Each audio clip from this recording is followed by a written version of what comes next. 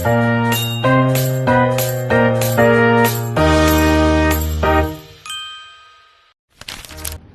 siang Pak, izin memperkenalkan diri Taruna tingkat 2 Politeknik Imigrasi dan Pemasyarakatan.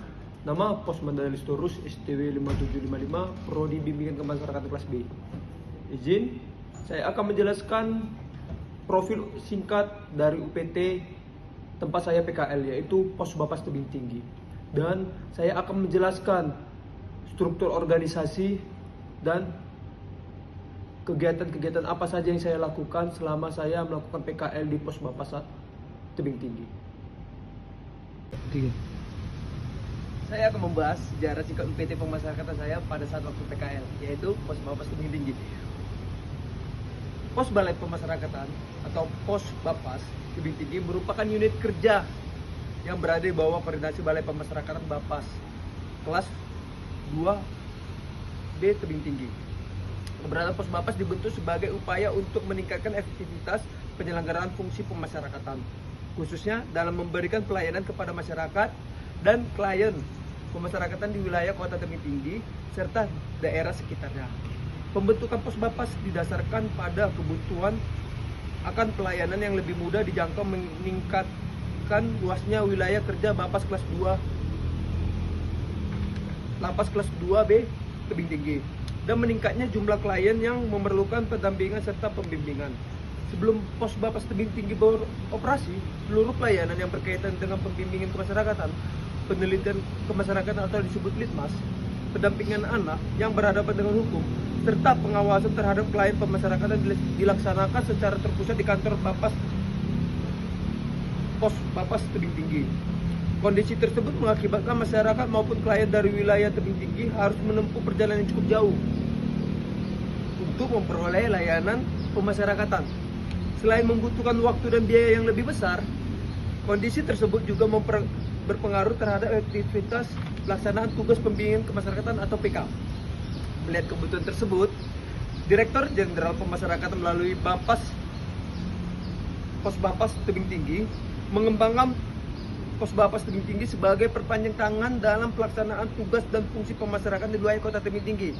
Kehadiran Pos Bapas diharapkan mampu mempercepat proses pelayanan kepada masyarakat, meningkatkan intensitas pengawasan terhadap klien pemasyarakatan, serta mendukung pelaksanaan sistem peradilan pidana terpadu, khususnya dalam penanganan perkara yang melibatkan anak. Meskipun saya berada di Pos Bapas Tebing Tinggi, tapi saya juga selalu melaporkan kegiatan saya ke Bapas 1 Medan. Saya akan membahas tentang struktur organisasi dan tata kerja yang ada di Bapas 1 Medan. Tata kerjanya itu dalam menjalankan fungsinya, Balai Pemasyarakatan kelas 1 Medan dipimpin oleh seorang kepala yang membawahi 2 orang kepala seksi dan 6 kepala subseksi yang secara teknis langsung terlibat dalam kegiatan pembinaan dan pengamanan di Balai Pemasyarakatan kelas 1 Medan. Sedangkan untuk dukungan administratif fasilitatif dibantu oleh 1 kepala subbagian tata usaha dan 3 orang kepala urusan. Adapun kerja struktur organisasi di Balai Pemasyarakatan kelas 1 Medan, yang pertama itu ada kepala balai pemasyarakatan. Di bawahnya itu ada Kasubag tata usaha, Kasubag tata usaha. Di bawahnya lagi ada kasih bimbingan klien dewasa atau disebut BKD. Di bawahnya lagi ada kasih bimbingan klien anak. Nah, itu adalah susunan bagian penting yang ada di Balai Pemasyarakatan kelas 1 Medan. Kegiatan saya selama PKL di Pos Bapas Tebing Tinggi. Yang pertama, saya melakukan pendampingan klien anak.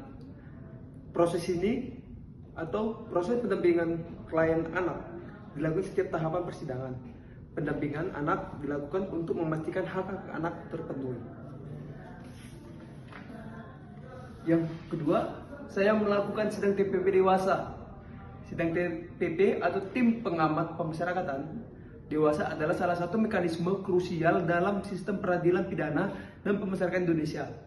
Sidang ini berfungsi sebagai wadah musyawarah untuk memberikan rekomendasi mengenai pelaksanaan pembinaan, perawatan, dan penentuan program integrasi bagi warga binaan narapidana dewasa. Yang ketiga, pengawasan klien dewasa. Maksudnya kegiatan ini berupa proses pemantauan, penilaian, dan pengendalian terhadap aktivitas dan perilaku klien anak dalam masyarakat.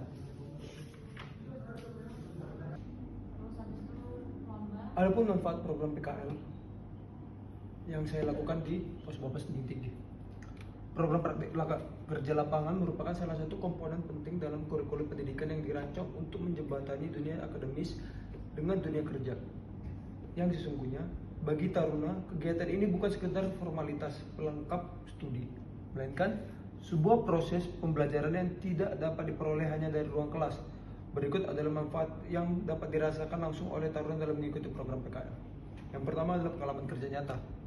Taruna dapat mendapat kesempatan untuk terlibat langsung dalam lingkungan kerja instansi pemerintah di bidang pemasyarakatan.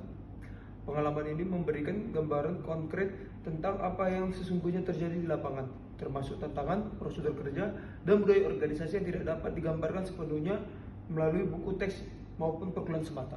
Yang kedua, penguatan pemahaman hukum secara praktis.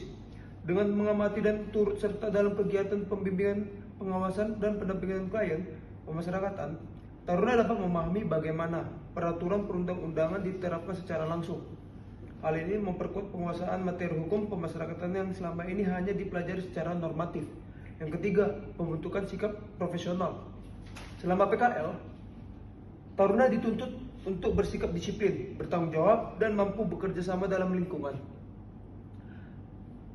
Nilai-nilai profesionalisme ini merupakan bakal penting yang akan sangat berguna ketika taruna kelak memasuki dunia kerja sebagai aparat hukum maupun profesi hukum lainnya. Yang keempat, peningkatan kepekaan sosial dan kemanusiaan. Berhadapan langsung dengan klien pemasyarakatan dan memahami latar belakang permasalahan hukum yang mereka hadapi,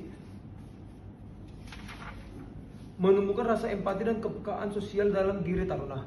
Hal ini penting agar kelak taruna tidak hanya memiliki praktisi hukum yang kompeten secara teknis, tetapi juga memiliki nurani dan kepedulian terhadap nilai-nilai kemanusiaan dalam setiap penerapan hukum.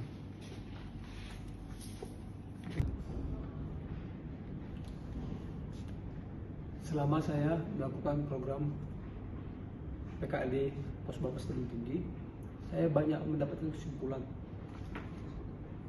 Selama periode itu, Taruna Madya Politeknik Ilmu Pemasyarakatan mempelajari berbagai bidang tugas yang ada di Pos Bapas Lembaga Pemasyarakatan kelas 2B Tebing Tinggi, termasuk pendampingan klien anak, sedang TPP dewasa, dan pengawasan klien dewasa.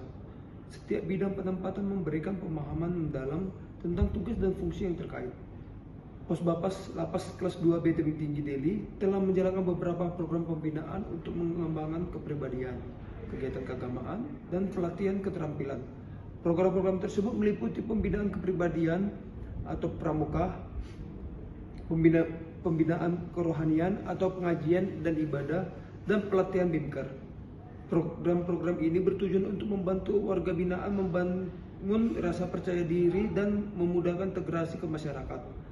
Meskipun ada berbagai upaya untuk mengoptimalkan program-program ini, terdapat keterbatasan sarana dan prasarana, seperti penggunaan lapangan yang harus dialokasikan untuk berbagai kegiatan. Saya akan menyampaikan saran ketika saya melakukan PKL di Pos Bapas Lapas kelas 2B Tebing Tinggi. Berdasarkan hasil pelaksanaan praktek kerja lapangan saya di Pos Bapas Lapas Tebing Tinggi, beberapa saran untuk meningkatkan efektivitas dan berkelanjutan program pembinaan di lembaga tersebut. Yang pertama itu ada pelaksanaan sidang TPP dewasa. Pelaksanaan sidang tim pengamat pemasyarakatan atau TPP dewasa perlu dilakukan secara objektif, tepat waktu, dan berdasarkan hasil asesmen yang komprehensif. Setiap keputusan hendaknya mempertimbangkan perkembangan, perilaku tingkat risiko, serta kebutuhan pembinaan klien sehingga program yang diberikan dapat mendukung keberhasilan reintegrasi sosial. Dan yang kedua, pendampingan klien anak.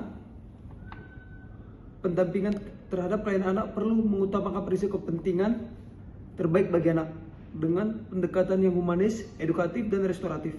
Selain itu, diperlukan kerjasama yang baik antara pembimbing kemasyarakatan, keluarga, sekolah, dan instansi terkait agar proses pembinaan dapat berjalan secara optimal dan mendukung tumbuh kembang anak.